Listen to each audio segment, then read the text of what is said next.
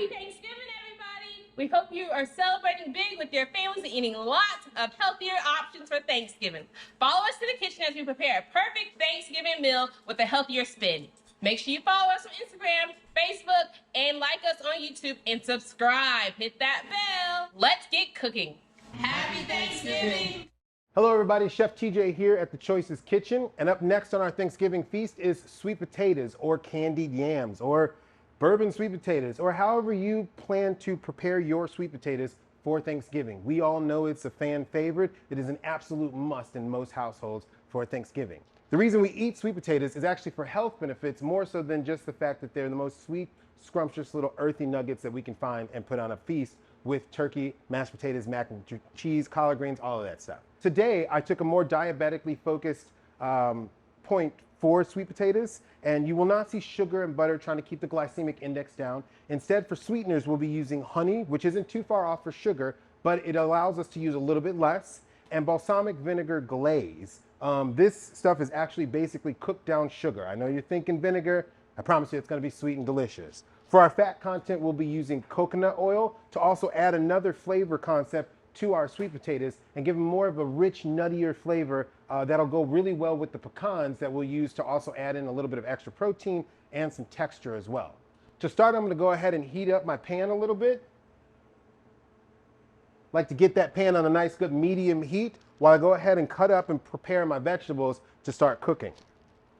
So with the sweet potato, it's really simple, really easy. You really kind of want to like cut into a flat spot, but I basically am just doing like a mouth cut or a large dice, something that's going to be easy to go ahead and eat with a fork or a spoon, depending on how al dente or how cooked you want your sweet potatoes. We're going to start with a nice warmed up pan, and we're going to drop some fat in there, say about a tablespoon and a half.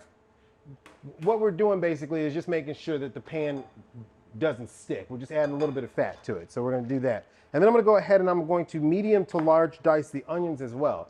These are going to pretty much cook down, but I don't think there's a dish I make that doesn't have onions in it unless people have like gastro issues. So with our fat sort of melted down, I'm going to go ahead and I'm going to turn up the heat just a little so you can hear that sound of love when I go ahead and throw in the sweet potatoes. Go ahead and put those in there. As these cook, we basically want to coat them with the fat and give them a little bit of charring. If you notice, I did not take the skin off of sweet potatoes. Tubular vegetables, usually the most nutritious part of tubular vegetables is actually in the skin. We peel carrots, we peel potatoes, and we're peeling off a lot of the good reasoning we eat those things. That skin has already like been through the fire. It's set in the dirt. It has absorbed a lot of the nutrients. It's passed through the skin. And so you're doing yourself a disservice by peeling your tubular vegetables rather than just giving them a little quick rinse and actually enjoying that skin as it's supposed to be enjoyed. So here you go. As you can see, we're basically just coating the sweet potatoes with the oil. And we'll get a little bit of a char on here as well, which will also add into a nice nutty rich flavor that we're gonna get combined with the pecans and the coconut oil. Here you also see some herbs that I'll be adding to it. And this is not to take away from anybody's specific way of doing sweet potatoes. You can add cinnamon. I won't be adding today, but you can add cinnamon. You can add, vanilla. If there's other flavors and seasonings, some people will add a little bit of crushed chili pepper flake just to give it a little bit of a zing.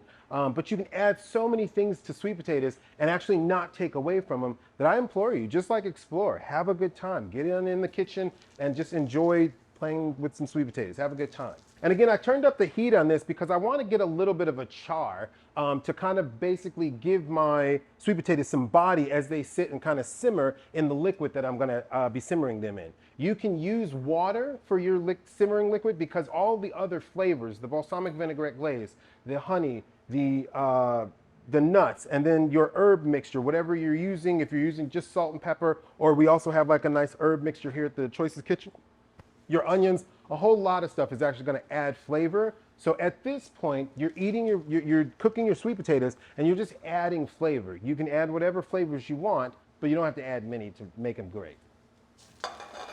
As you can see, we're starting to get a little bit of a brown on the outside, on the skin side, as well as on some of the fleshy side. We're starting to get a little bit of a brown there. So because I want these to be nice and fork tender and not too overcooked, right when I start to see the brown, I go ahead and add in my onion and let them kind of sweat down into there.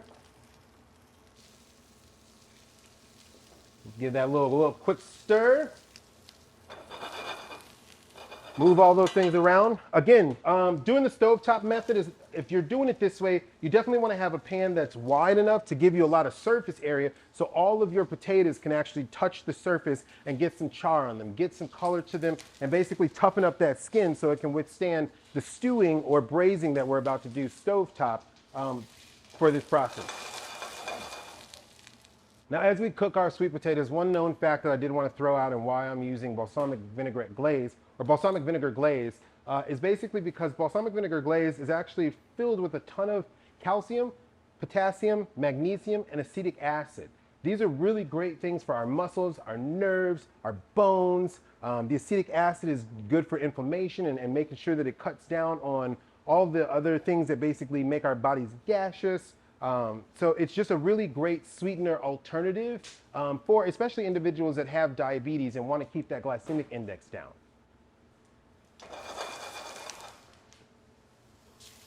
There we go. We're starting to brown really nicely here.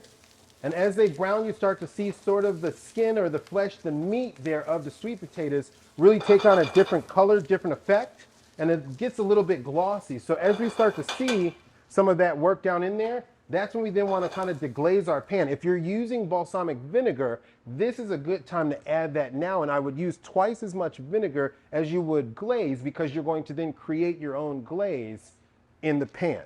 Adding a little bit of liquid here, we're making sure that our onions and potatoes don't burn and stick to the pot. With your rubber spatula or whatever cooking utensil you're using, you'll start to feel that your potatoes will soften a little bit. Again, what I like to serve is a nice fork tender so that you can actually take a fork, put it in, and at least pull it out. It might fall apart close to your mouth, but you'll be good. So we want to let those go ahead and kind of simmer, let that liquid kind of cook down halfway. And I'm going to chop up a little bit of pecans to add a protein flavor, a protein concept to this dish. Again, you can take these, you can put them in a bag and chop them up. You could leave them in the bowl and maybe mash them. I'm just going to do a really rough chop because I just want to add them to what I got going already. And I'm going to add these to that. The reason I'm also adding these is because this is also a dish that you can do in the oven, and all of these ingredients should be used the exact same way in the oven. You don't have to necessarily sear your potatoes because you're going to get that char from the balsamic vinegar glaze and also from the oven roasting.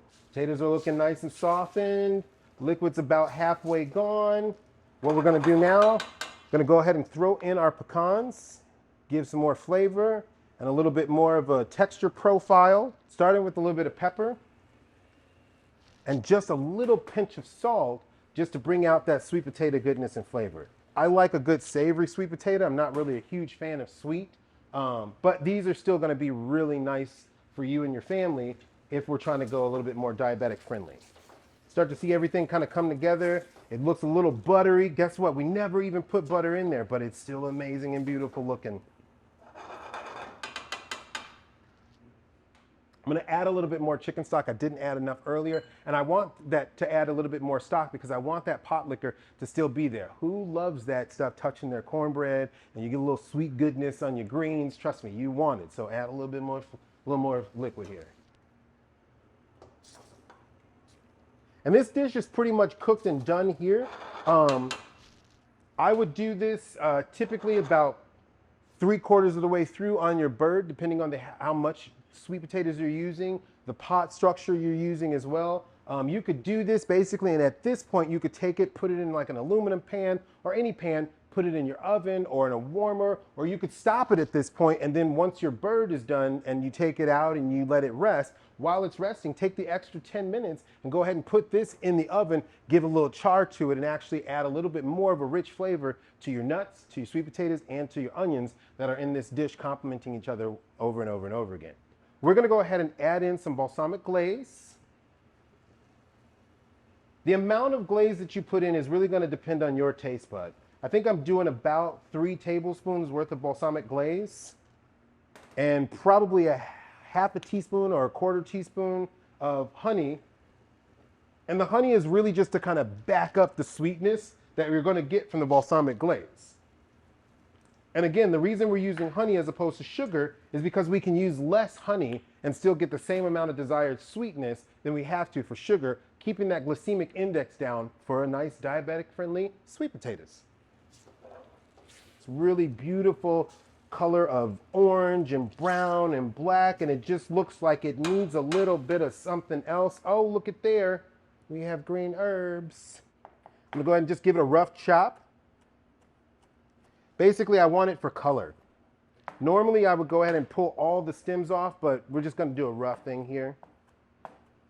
Also, with our flavor addition, I'm gonna go ahead and add in a little bit of thyme. I'm not gonna chop this though, because I kind of want, when you take a bite of sweet potato, a little bit of onion, you get maybe a nut in there, some of that pot liquor, you get a little bit of bite of some thyme. And let me tell you, some fresh thyme can really set a dish off.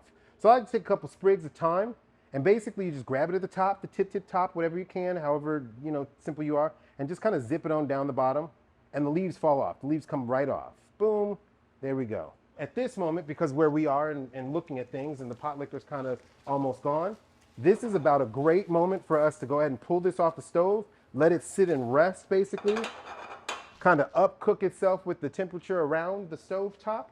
And because it's at a great point to rest, I go ahead and turn my heat off, hit it with my herbs across the top there, and that looks beautiful and it's wonderful. I want to reserve a little bit of herbs for later. That looks beautiful and wonderful, but we haven't incorporated that flavor into the dish. So I'm gonna go ahead and mix that around,